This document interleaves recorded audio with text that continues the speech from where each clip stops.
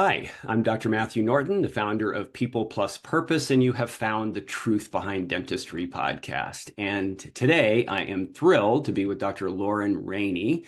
Dr. Rainey is a general dentist and dental educator in the greater Seattle area, teaching restorative techniques to dentists in the US and abroad. She's been on the faculty at the University of the Pacific School of Dentistry and is currently on the education team at BioClear Matrix Systems.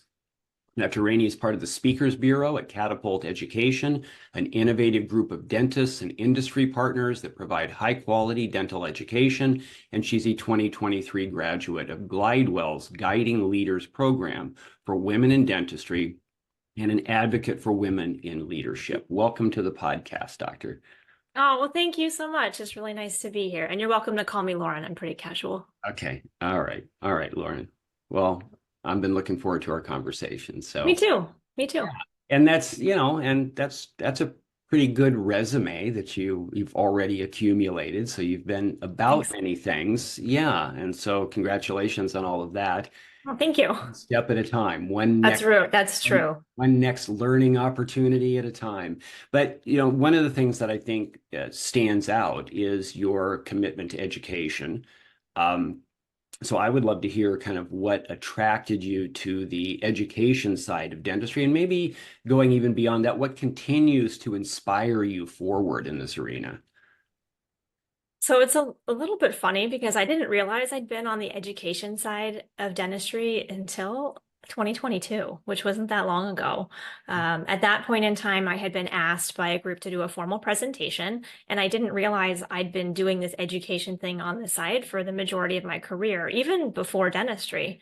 Adding education into the dentistry part was just kind of a natural progression, adding small presentations here and there until I finally accepted here that I really loved doing that and wanted to make that an intentional part of my work as a dentist. Mm-hmm. I've been very fortunate to have access to some really great educators.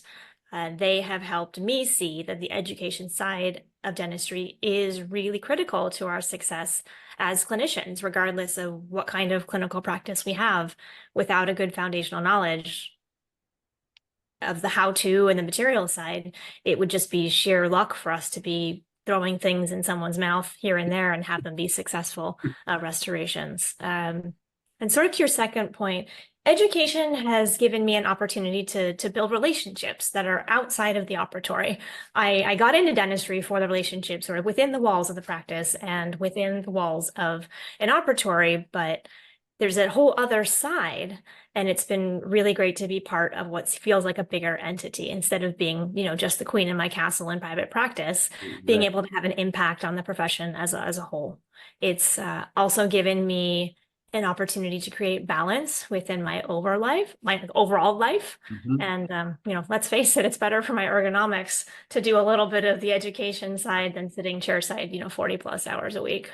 Yeah, I like Queen of the Palace. Yeah.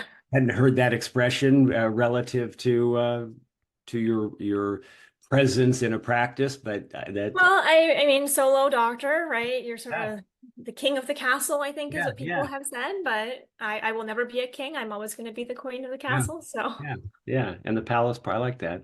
yeah. So, um, I'm curious then, relative to your love for education, Mhm. did that a couple of things come to mind.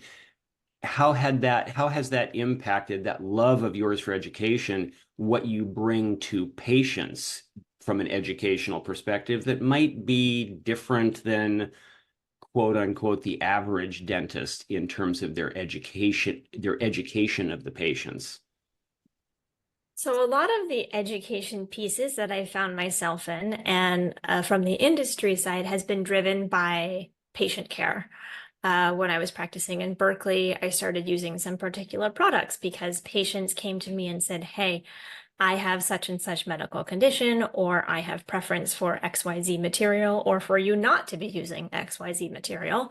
And I have sort of my practice philosophy is, patient first, right? Patient-centered outcome. There are things that I can do as a dentist that I know how to do that serve me, but my job is to help them understand what's going on with their health and find them a solution that works for them. So as I started to sort of dig into dental materials to fit the model of whatever my patients were sort of searching for. And this goes, within reason, right? Right. I'm not going to extract everyone's teeth all the time because they don't want to brush them. There has to be some sort of philosophy that matches up. But when Right. patients started asking me questions about what was in the materials, and this is because I practiced, a mile from UC Berkeley, saw a lot of engineers, a lot of people that were in the sciences, very high dental and health IQ. So having good rapport before that, they trusted me to go to the literature and the research and to the manufacturers and say, okay, here's what I need for me to do a good job.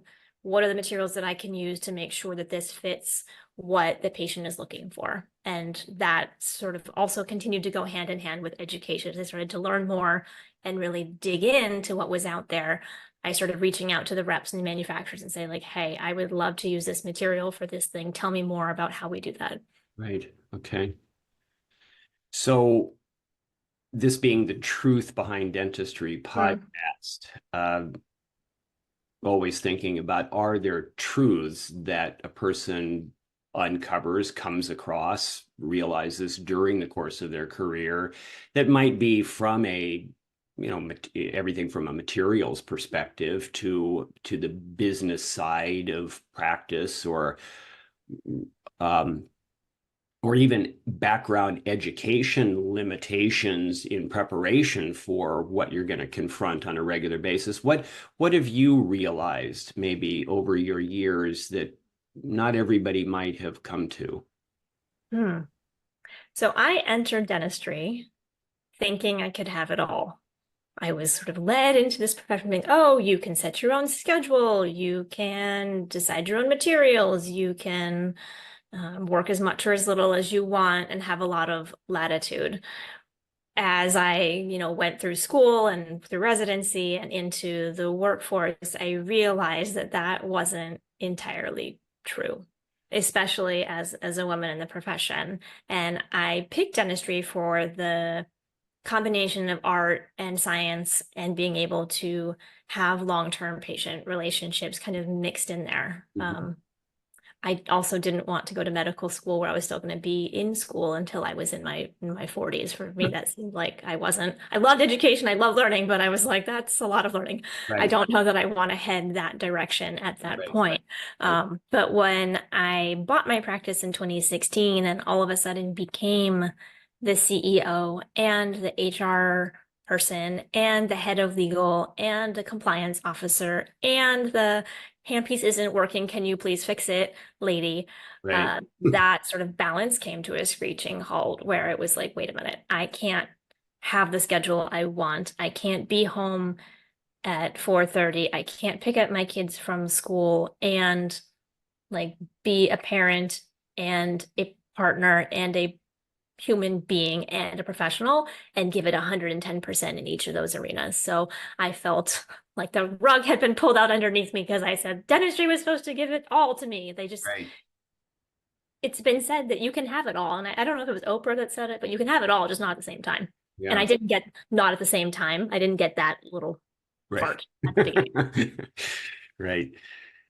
And So I probably, had to create that, right? You yeah, have to take a right. step back and Yeah, figure out how do I have what is all right, and do I need it all? And right. like, Yeah, does all of it serve me right now? And how yeah. do we pivot to make it work? And I think that entrepreneurial piece, right? Because you do have to wear so many hats as a Mhm. small business professional entrepreneur that I think that's not well enough stated. In part, I think, from my perspective anyway, because the education process doesn't prepare adequately for all of those Agreed. business realities.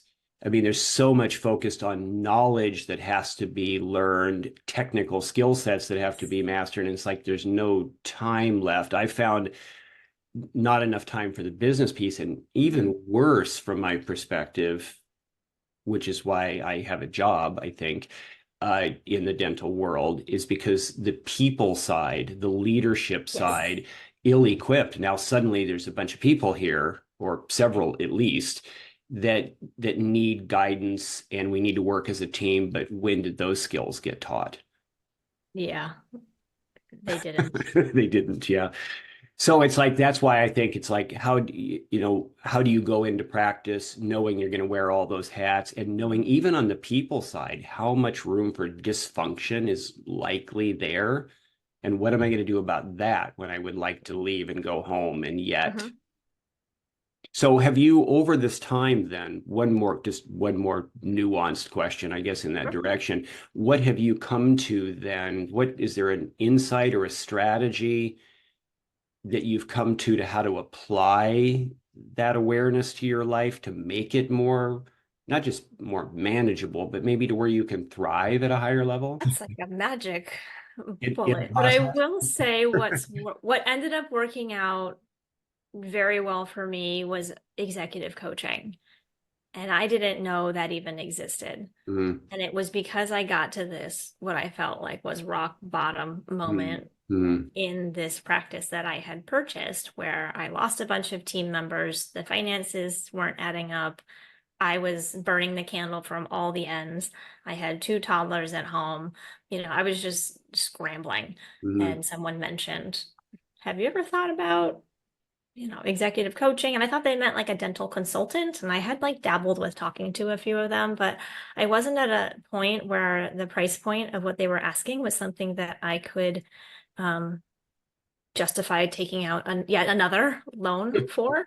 Right, right, Um, so I kind of just stumbled into that, and I've been involved with a coach for actually it's been 5 years actually this September. And awesome. I've had a couple of different coaches for each of the different sort of pivots that I've made and for each of the different sort of situations I found myself in. And I have taken value from each of those relationships. And these are people that are not within dentistry. Yeah, yeah, One of them is affiliated loosely with dental, but these are just people that have helped me figure out what are my core values, how right, does it drive me, what are the strategies that I can use to make sure that like I am still a whole person, and right. also work with teams and make sure that the team is also they're all like also whole enough. I mean, I'll Yes, never know because I'm not them, but how can I assure that they're whole enough that yes, they show up their authentic selves to work beside me? yeah.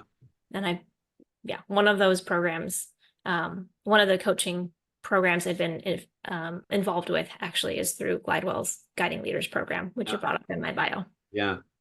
That's wonderful. I'm so glad that you said that because I think that's both an acknowledgement that, yeah, I didn't know about something that I really did need at a level Mhm. that I maybe didn't even know I needed it. Because Yeah. a lot of people in that situation, and I coach business owners and Mhm. teams, but my passionate love is helping that business owner.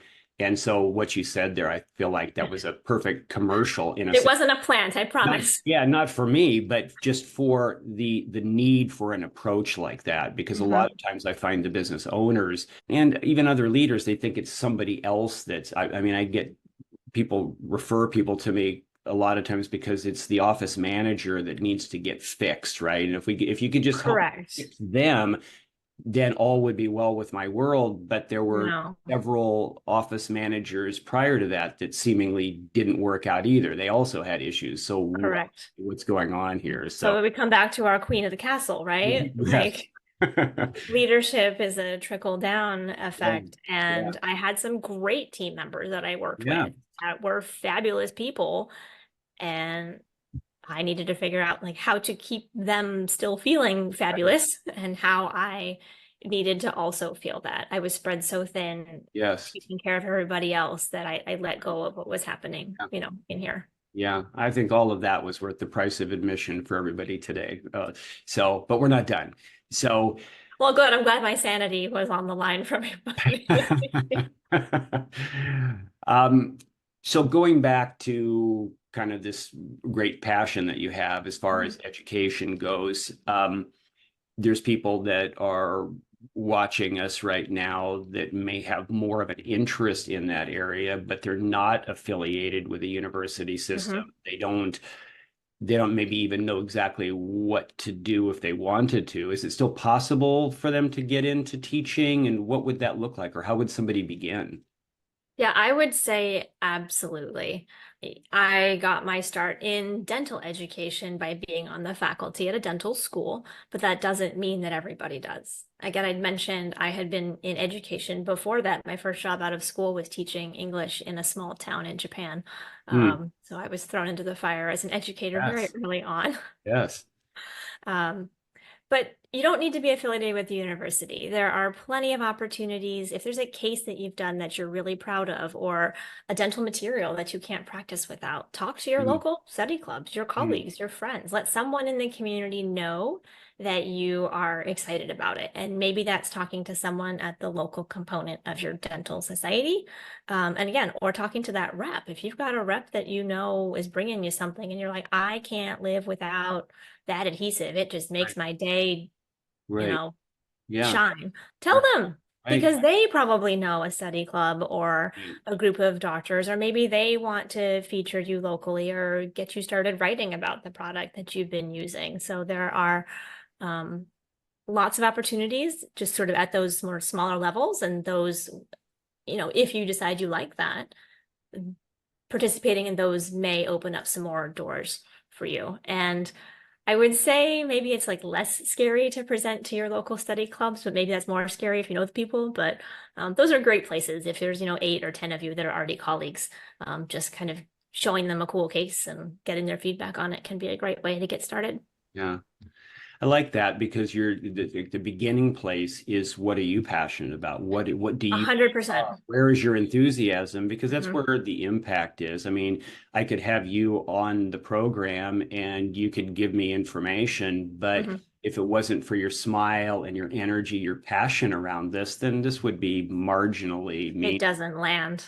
Yeah, so, but I think that there's no shortage of need for people to understand great things and opportunities, possibilities, whether that's on the product level or a technology, a service level, or whatever it is, doesn't even matter. Or So, just like the protocols level. It's like you're saying, like getting someone in there to help you figure out like how do you onboard a person or how do you maintain that enthusiasm? I think it's as simple as that. It doesn't need to be like a dental material. It could be yeah, any sort of like thing that makes you tick. yeah, yeah. What have you uncovered that excites you that you might want to tell others? Because there's going to be people who will want it, need it, and I think also, like you're saying, if it's in some areas like products or other things, there'll be companies that would be glad to feature you, right? And give you an influencer role, an educational influencer role, if if you're good, could be good at that, right? Yeah, I mean if you want to. Yeah, if you want to, I think. If you want to. Yeah, if you want to. Um, Also, you mentioned about Glidewell. You mentioned about leadership and kind of some of what's helped you. So maybe you could talk just a little bit about women in leadership, your advocacy for that, whether that's a bit more about the understanding of your need, but what has this meant? Maybe what is pursuing that leadership education and support guidance meant for you in your career? And for the people out there listening, how might they recognize even a need for something more like that? Ooh, recognizing the need, that's like internal work people have to figure out. I don't know that I have an answer for that. But you said, mentor in there, and mentorship has been huge in my career. And I think within dentistry, there is a lot of mentorship because you're right. We going back to when you go to school, you learn the technical things, you learn the materials things, but you don't have any context. Even if you wanted to understand the business part, you don't have a context for like how all those pieces fit together Right. until you're in it, because dentistry as a business is just very particular because it's very business, but it's also very people forward. And you sit 6 inches from the people that you serve. So there's this sort of like intimate quality of like Right. getting up in someone's personal space Right. and doing that. And the best way I think to get the information you need is to find people that have done it before you and people that are doing it and people that are finding joy and finding excitement in what they're doing. I would say don't go find the curmudgeon down the street that is just, always grumbling at every dental society meeting. That's probably not the person you want to go look to for advice, but you never know. Like maybe they've got some great tips and tricks. But for me, mentorship has meant that I've looked to the communities that I've been a part of, but also looked to the communities that I want to be a part of Okay. and figure out how did those people get to where they are and what classes have they taken and what kind of rooms are they in and how do I get there too. One of the coaches I've worked with said to me something along the lines of, most people want to be helpful. And he was a non-dentist, but he said, people in your line of work, they seem like they want to be helpful people. People don't go into healthcare Right. who don't want to be helpers. And more often than not, if you reach out to somebody, they will want to help you. Mm-hmm. You just need to tell them like concisely, kind of to the point of like, Mm-hmm. what do you want? Did you want to just meet them for coffee? Did you have more questions for them? Did you want to know what kind of leadership program they've been through? And when I started doing that and reaching back out to people that had taught me before or had been in similar circles, Right. I think every single one of them responded. And it wasn't like a one sentence response. It was, a 5 paragraph email and I'm going to be in your neighborhood on XYZ date. Like, let's get together and talk about it. Or let me know when you're in the neighborhood. Like, I would love to take you out for dinner or something to that effect. So finding where it is that you think you want to go Mm-hmm. and then looking around and seeing like who's already there Yes. and within sort of the women in leadership within dentistry community, which is getting bigger, but it is not that big. Yes. Um, that has been very helpful and heartwarming for me. And some of my favorite courses that I now teach are for women doctors and their teams. And to be able to pay that forward feels like that is where I'm meant to be right now in dentistry and within my career. Mm. And that has been just awesome. I love that. I love that. And I feel the passion that you have for that. So, um, is there any particular one thing relative to the messaging to women dentists, women business owners, and the challenges? I mean, you've got kids I mean, that could be, is it different in some way from a office, from a doctor business owner standpoint, or is it also maybe the juggling, the greater complexity of life juggling, maybe that I think women often face who are married with kids and or have kids and maybe aren't still married or all of those kinds Maybe not married and no kids. I think women in our profession have not traditionally been in leadership roles. And it is hard to find women that are in leadership roles on the clinical side and the industry side, of. Mm-hmm. actually. And so looking for those mentors, it's I guess it's not that hard because there's like not a ton of them, but it's hard because there's not a ton of them. It's both of those things. Unfortunately, our profession has been, predominantly male centric. I guess that's not unfortunate, it's just sort of it Right, is what it is. right. Um, so I think there is still like I am still met when I go to meetings as are you the assistant or are you the hygienist? And there's an assumption there, and it's not a bad assumption because 97% of people that work in dental offices are women. They are the office managers, the Right, assistants, right, the hygienists, the support team, right? I could not do this without all of everyone there. right, right. Um, but it is still pervasive within our profession. So I don't have one piece of advice. What did you want to know exactly from me on that?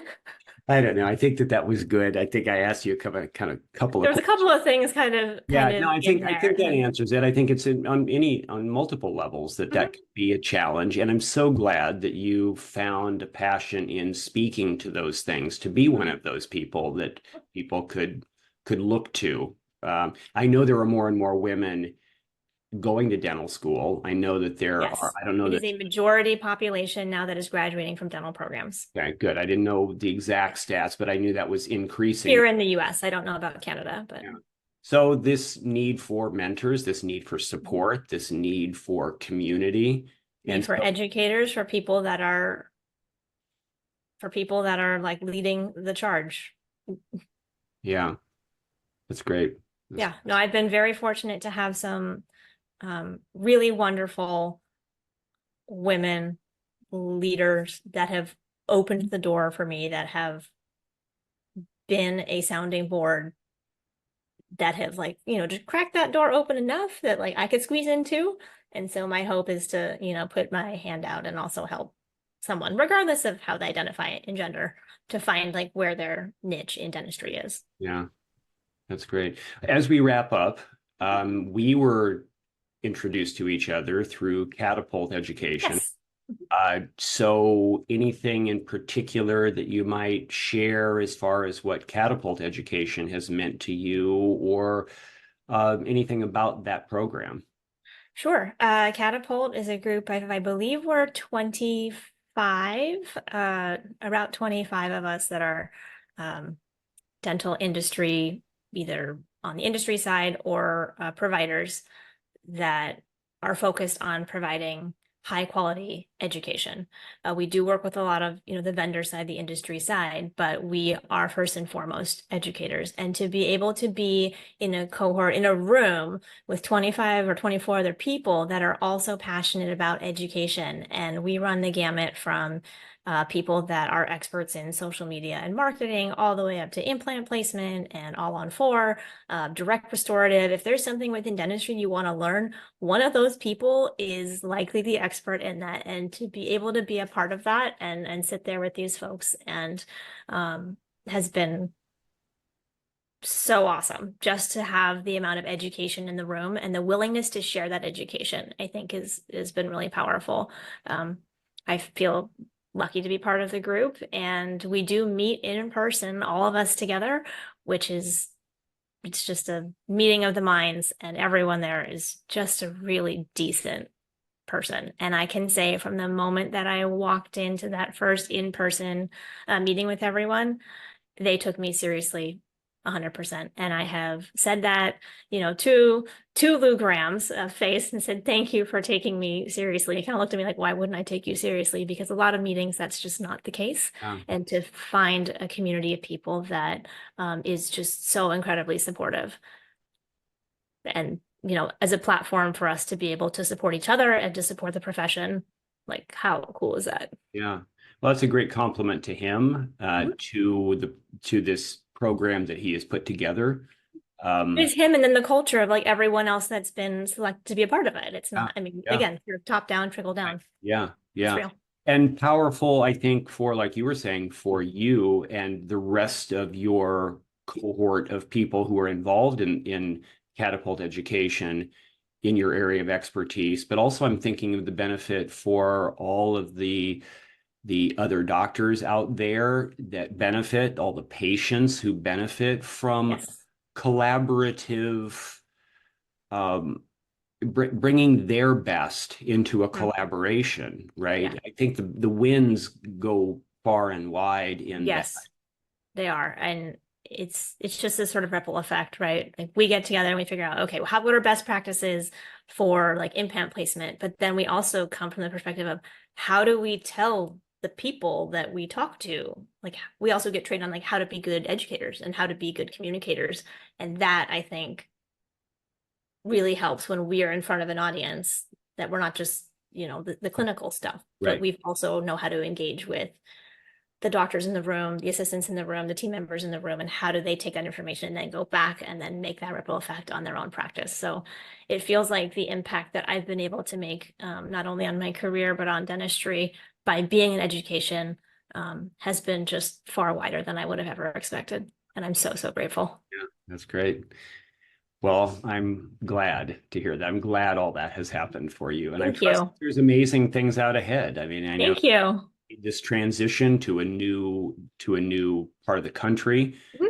for your practice and your work, and to be closer to family, as you'd mentioned. And I think so. I'm excited to see where all this goes for you in the years ahead, and the Oh, well, contribution. thank you.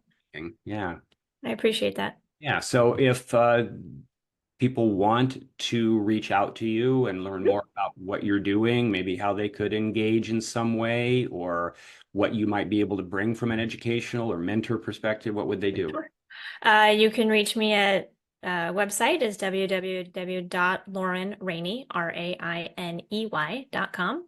You can find me on Instagram at Rainey, RAINEYDDS.